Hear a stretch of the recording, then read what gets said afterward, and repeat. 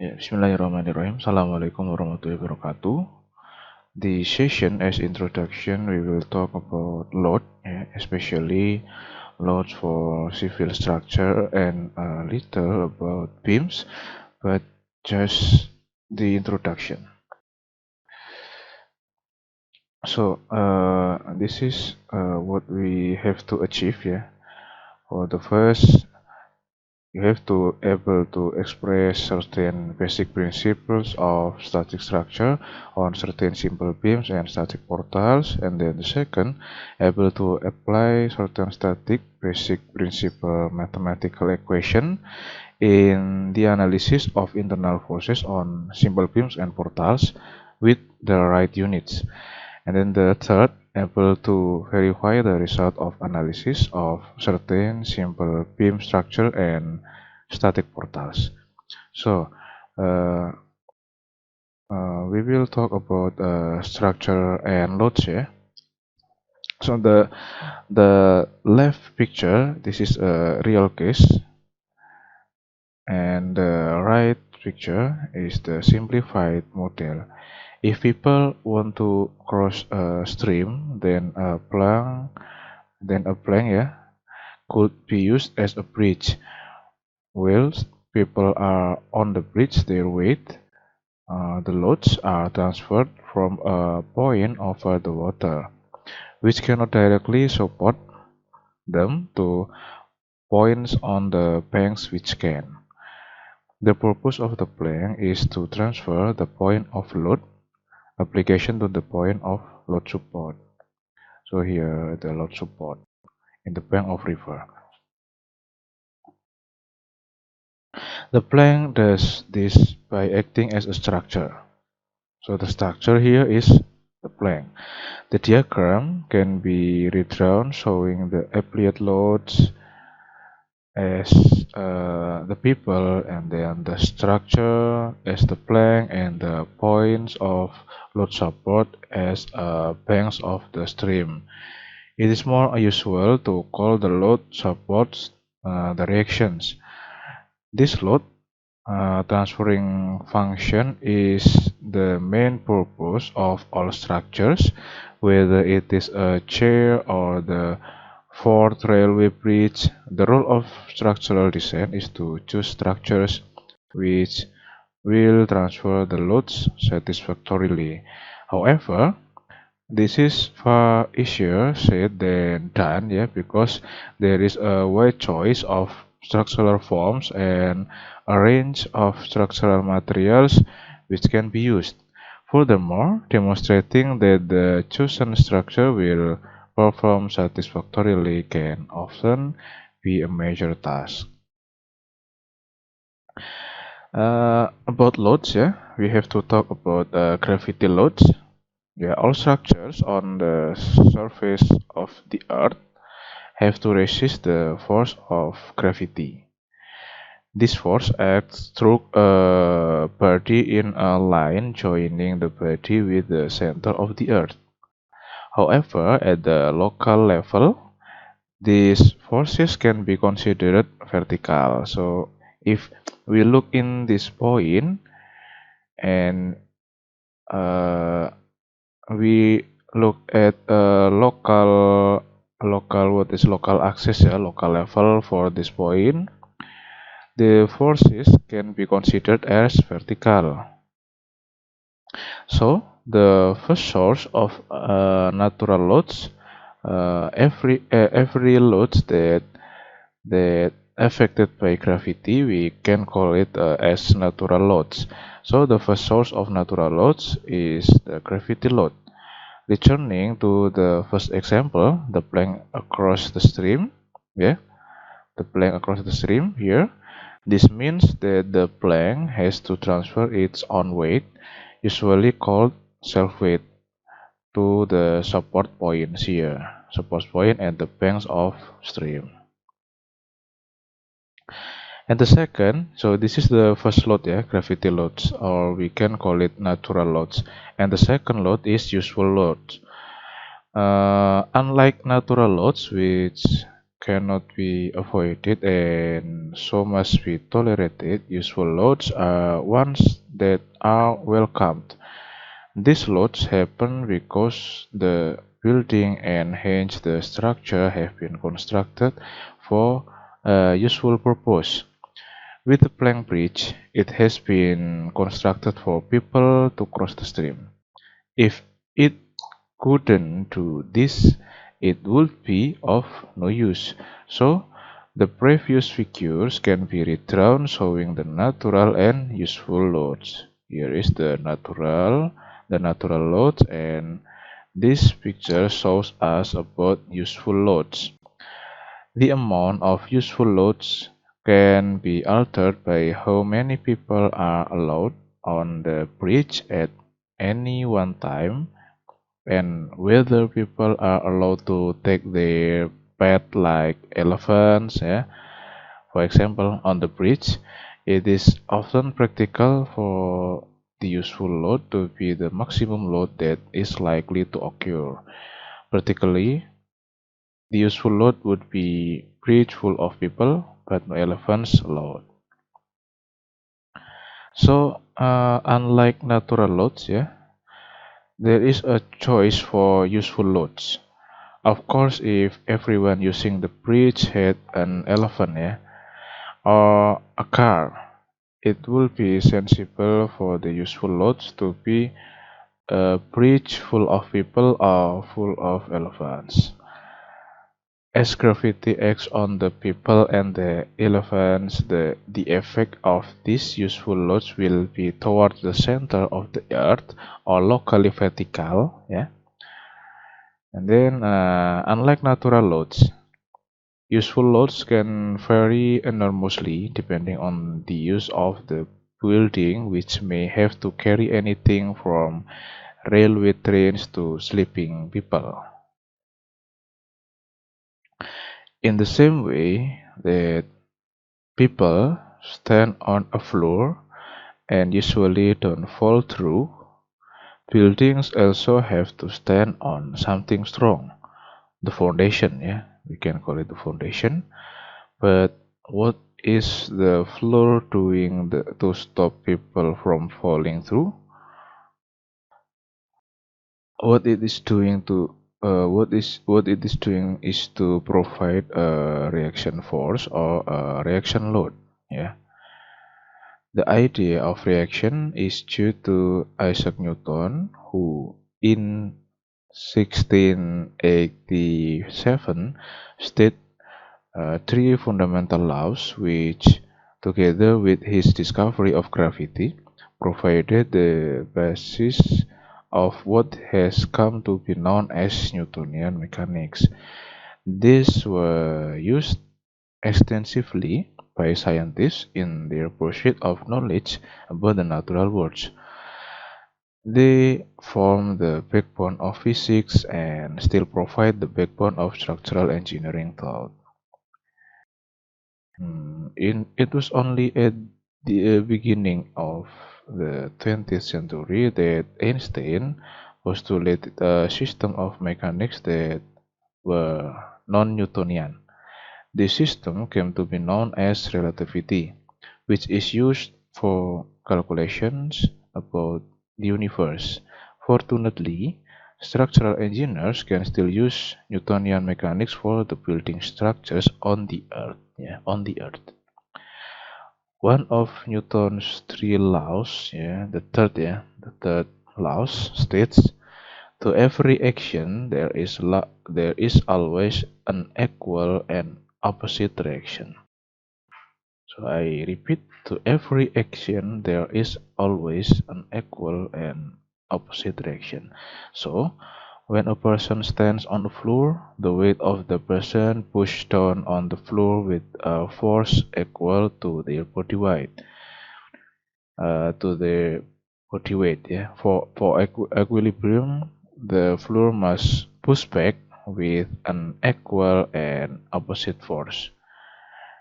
An understanding of this statement is fundamental for an understanding of how building structures carry loads.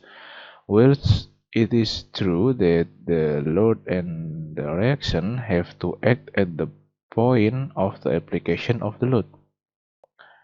A structure transfers the load to another point. Returning to example of the plank bridge, the reaction of the to the person's weight is in the structure, and the structure and the structure transfer this reaction to the banks. So this is the first mechanism, and then this is the second mechanism. After this happen, and then this happen here. Because of Newton's law, the numerical sum of the loads and the reaction must be equal. So the load have to equal with reaction here, sum with reaction here. For vertical equilibrium of the two-span beam, like in this image, we have two span. From let's say this is point R1, and then this is point R2, and this is R3. So the first span is between R1 and R2, and then the second span is between R2 and R3. Here we have four loads, with first load is P1, and then P2 is second load, etc. So P1 plus P2 plus P3 plus P4 have to equal with sum of the reaction here, R1 plus R2 plus RT. When loads are acting horizontally, a reaction is required for equilibrium. It is to upset this equilibrium that tug-of-war contests are held. Here it unclear which is the load and which is the reaction, which is why the applied load and the reaction load should be thought as a balanced system of load. Here the pull of the team is the applied load, and the tree here provides the reaction load. Not only are there vertical and horizontal reactions, there are also moment reactions. What is a moment? A moment is a force times a distance. Moments are born in structural engineering, but the concept of a moment is often found hard to understand. However, it is because of moments that things can be weighed or people can enjoy seesaws. The fun in seesawing can only be enjoyed if the people are of equal weight and sit at an equal distance from the support. This is because they are in moment equilibrium. In other words, the left-hand person causes an anti-clockwise moment and the right-hand person causes a clockwise moment about the central support. Because both people are of equal weight and are sitting at equal distance from the support, the anti-clockwise and clockwise moment are equal in magnitude but opposite in direction, and so are in moment equilibrium. By pushing from the ground, this equilibrium is upset and the people seesaw.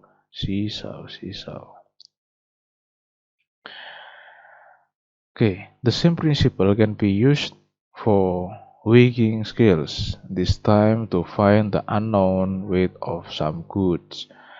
To balance the scales, the moment must be equal. As the distances are equal, the weights must equal the weight of the goods. The idea of moment reaction occurs at the support of a cantilever. Here, the person standing on the person here standing on the end of the cantilevered plank causes a moment at the support. Because the moment here is force times distance. The fixing of the plank must balance this moment with a moment reaction. Otherwise, the plank will rotate away from the wall. So that is all about load that I have to talk, yeah, because I just reminder your memory about loads in our department, yeah, our civil engineering. And then the next we will talk about beams. Yeah, beams, the generic name for a structural member or element that is used for spanning, sustains lateral or perpendicular loading, and develops internal resisting force action of bending and shear is a beam. Depending on its particular task in a structural system, a beam may be further described as a joist, rafter, purlin, girder, header, or lintel. However, for its fundamental behavior, it is classified as a beam. So types of beams, yeah. The most frequently used beam is the simple beam here. As shown in this figure, this consists of a single span beam with support at each end, offering only vertical force resistance. Because the supports do not offer restraints to the rotation of the beam ends, the beam takes the simple curve form of deformation as shown in the figure. Supports that do not restrain rotation are called free pin. Supports that do not restrain rotation are called free pin or simple support. Thus, the beam in this figure is actually a simply supported beam, although it is more commonly called a simple beam. A cantilever beam consists of a single span beam with only one end support, as shown here. For stability of the beam, this support must be a rotation resisting support, called a fixed support or a moment resisting support. Cantilever exists less often, as shown in this figure, than extension of beam ends over the support, as shown at the right end of the beam. In this figure, the beam with an extended end is called an overhanging beam. While the simple beam and single cantilever have deformed shapes with simple single curvature, the overhanging beam has multiple. So if we look here, the simple beam, they have a single curvature, and then the cantilever beam, it has a single curvature too. But if we look at this figure, we have the overhanging beam here. It has not a simple single curvature, yeah. It has multiple curvature, or yeah, we can call it double curvature, or S-shaped when the beam has a single extended end. This form of curvature is also found in beams that are continuous through more than one span, as shown in this figure. Figure E for the last year here shows a single span beam with both ends fully fixed against rotation. This is called a restraint beam or a fixed end beam, and it takes the profile of the doubly inflected curve, like this. Visualization of the deformed shape of a beam is a useful tool in investigation. It helps to establish the character of support reaction as well as the nature of distribution of internal force effect in the beam. It is possible for beam support condition to approach the true situation of fully fixed or complete freedom of moment restraint. Many supports, however, tend to offer partial restraint, being somewhere between the extreme condition illustrated in this condition, this beam condition. Details of the connection and the beam support as well as the nature of the supporting structure will qualify this condition. For initial investigation, however, it is common to assume either simple or fully fixed supports, reserving judgment as to any need for adjustment until more is determined about the final form and details of the structure. Uh, we will let's talk about beam loading condition, about load and support condition. Members that serve as beam exist in a variety of situations and sustain many types of loads. The most common types of loading condition are the following. So the first is uniformly distributed load. The dead weight of the beam itself is constituted as a load that is distributed evenly along the beam length, as shown here. This is a common loading and is called a uniformly distributed load or simply a uniform load. If the beam supports a roof or floor deck directly, as shown in this figure, the weight of the deck and any load carried by the deck will usually also be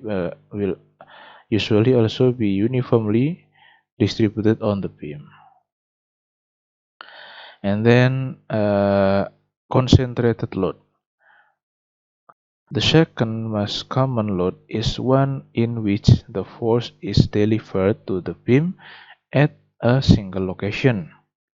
Effectively, as though it were concentrated at a point. In framing system, we call anything as frame if it has a beam and in each ends it has a column. So in framing systems, beams that supports the ends of other beams, like this figure, sustain concentrated loads consisting of the end reaction of the supported beam.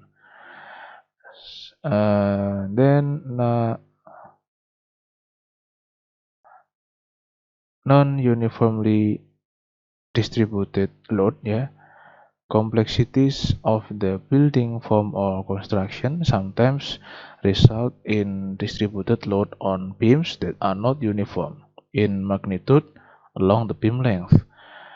And the loading shown in here indicates a change in the magnitude of the distributed loading of a part of the beam length.